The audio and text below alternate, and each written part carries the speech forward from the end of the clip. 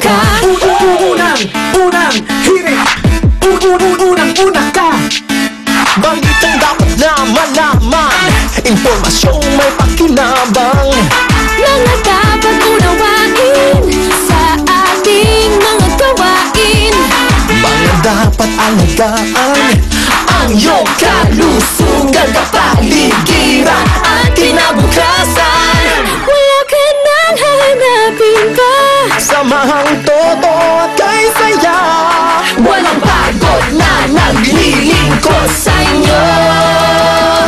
Sa unang hirit, unang-una ka. Sa unang hirit, serbisyong totoo ang nasalang hirit. Ang saya-saya. Sa unang hirit, unang hirit, unang hirit, mangunguna ka. Okay, good morning mga igan. Lunes na naman. Good morning, ladies. Good morning. Narito uli kami, ang bilis ng panahon dahil huling araw na po ng buwan ng Pebrero. Alam niyo ba yon? Sa mga napasarap po ng tulog dyan, may pasok na kayo sa inyong mga trabaho. Kaya bangon. Gising. Sarap gumising. Oo naman. Mag-almusal na po kayo mga kapuso. Sabay tutok dito sa unang hirit kung saan ang mga balita at gimmick talaga namang siksik na siksik. At syempre sa mga gusto dyan na laging updated sa mga balita, natupad na ho ang hinahanap-hanap nyo. At meron ng channel kung saan ang balita oras-oras, alam po natin. Yan ang GMA News TV na magsisimula na ang broadcast ngayong umaga sa Channel 11. Naku, sabay-sabay nating aabangan yan. Pero syempre, tambay muna kayo dito sa unang hirit. At marami kami mga hinandang sorpresa para sa inyo. Tulad na lang na walang kasing sayang Mahaguyot or Mahaguyot Festival ng Santo Tomas, Batangas kung saan ang bida ang mais. Kaya mamaya maikisaya na tayo sa napakasayang kapistahan na yan sa ating or ng ating mga kapusong Batanggenyo. Happy Fiesta! Yes. Anong mais nila dyan? Puti? Mahaguyog. Puti ang mais nila, no? Kaya mga igan, ito simulan natin. Narito na ating top hirit.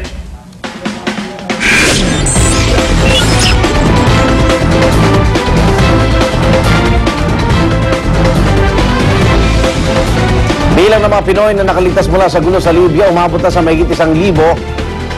Mga nakakagulat na istorya ng kanilang pagtakas, kanilang baon sa pag-uwi sa Pilipinas. Bilang ng mga namatay mula naman sa lindol sa Christchurch, New Zealand, patuloy na dumarami. Mga kaanak ng mga Pinoy na natrap sa isang gusali doon, nag-alay ng misa. Samantala, Congressman Ronald Singson balak ng patalsikin ng ilan niyang kasamahan sa Kamara matapos siyang sentensyahan sa kasong drug trafficking sa Hong Kong at Lahar. Rumagasa sa ilang barangay sa Irosin, Sorsogon dahil sa malakas na buhos ng ulan. Narito na mga detalye, parami na nga sa ating mga kababayan ang nakakalabas ang bansang Libya kung saan lalong tumitindi po ang kaguluhan sa pagsikap ng mga Libyan na mapatalsik ang diktador na si Colonel Muammar Gaddafi.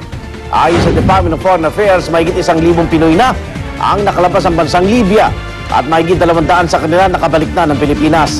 Kahapon, 2 batch na ng mga OFW galing Libya ang dumating. Ang una, 55 Pinoy na sakay ng Gulf Air Flight 156 na dumating bandang alas 2:30 ng hapon. Mismo mga employer nila ang sumagot at nag-asikaso sa kanilang pag-uwi sa bansa.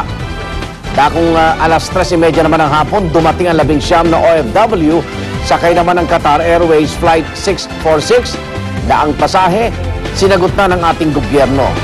Sa kabila ng mga naranasang hirap, umaasa pa rin ang ilang OFW na matapos na ang gulo sa Libya para muli sila makabalik doon at makapagtrabaho uli. Pero sa ngayon, dahil sa lumalalang sitwasyon sa Libya, nasa full relocation at repatriation mode na ang DFA. Bukod pa rito,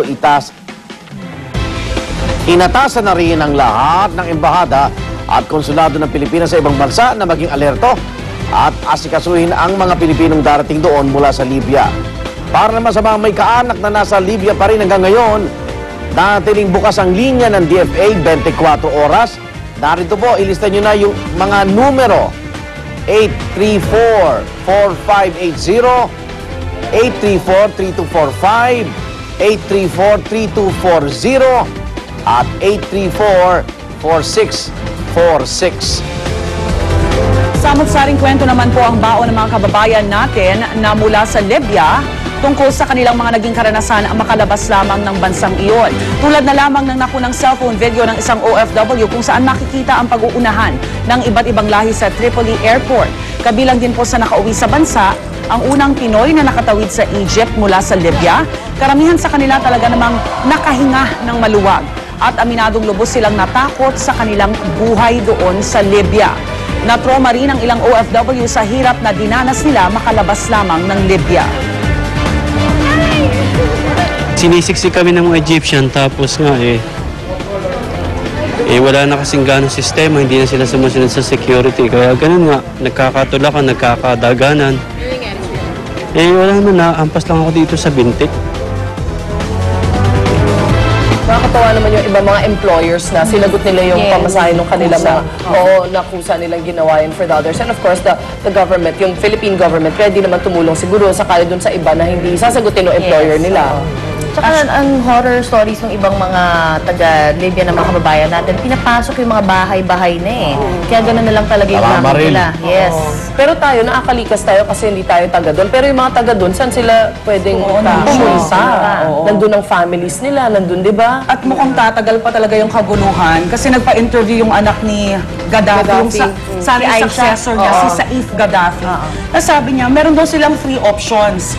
To live and die in Libya, to live and die in Libya, and to live and die in Libya. So wala talagang atrasan. Oo, parang till death. Pero sibuti pa pala yung Egyptian president na bumaba ng kahit paano, di ba? Medyo huli-huli ka, bumaba pa rin. Alright, samantala patuloy naman po ang pag-akyat ng death toll mula naman sa lindol sa Christchurch, New Zealand. Umabot na sa 146 ang patay na na-recover mula sa mga guho. Nagpapatuloy pa rin ang search and rescue operations doon, particular na sa CTV building kung saan pinaniniwala ang may na-trap na 11 Pinoy nurse. Bumuo na rin ng isang family liaison team para direktang makipag-usap sa mga kaanak ng mga biktima ng killer quake. Ayon naman sa mga otoridad sa New Zealand, sapat ang supply ng pagkain. Gayunpaman, problema naman ang supply ng gasolina. Sa katunayan, pila-pila na ang mga taong gustong magpagasolina roon. Patuloy pa rin po ang nakakaranas ng aftershock sa lugar habang patuloy ang paghahanap sa mahigit 200 na tao na nawawala. Dasal at panalangin yan po ang sandigan ngayon ng mga kaanak at kaibigan ng nawawalang Pinay nurse sa lindol sa New Zealand na si Jewel Francisco. Isang misa ang dinaos sa pamilya ni Jewel sa La Salle Chapel sa Dasmariñas, Cavite. Umaasa sila makauwi ng ligtas si Jewel sa kabila ng ilang pahayag ng mga pulis sa New Zealand na lumiliit ang tsansang may makikita pang buhay sa gumuhong CTV building. Hiling nila, doblehin pa ang pagsisikap at gawin ang lahat ng makakaya para mapabilis ang pag-rescue kay Jewel at sa iba pang Pinoy na pininiwala ang na-trap sa gumuhong gusali. Nagiging matatag naman ang loob ng ina ni Jewel dahil sa mga dasal at tulong ng kanilang natatanggap. Plano rin ng ina ni Jewel na tumulak papuntang New Zealand kasama ang iba pang kaanak ng mga Pinoy na posibleng na-trap sa CTV building. Ilang araw pa kaya pwede ituloy-tuloy yung kanilang rescue operation? Kasi walang tigil yan. Kasi Kaya lang naman yung panganib kasi na parang gumuho pa.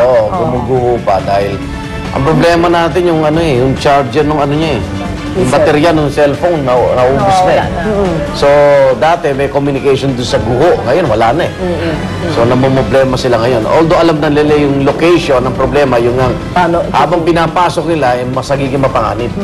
Pero ang sabi ng New Zealand government, parang dun sa CTV building, ay pinapahinto na nila yung recorder. It's been how many days? Simula 20. Actually, 1 week na.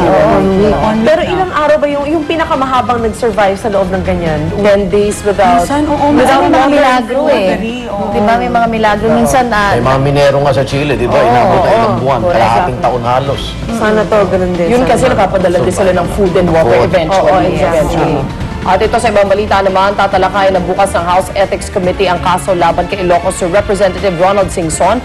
Ayon kay House Speaker Sonny Belmonte, may ilang grupo sa Kamara na nagsusulong na patalsikin si Singson bilang kongresista.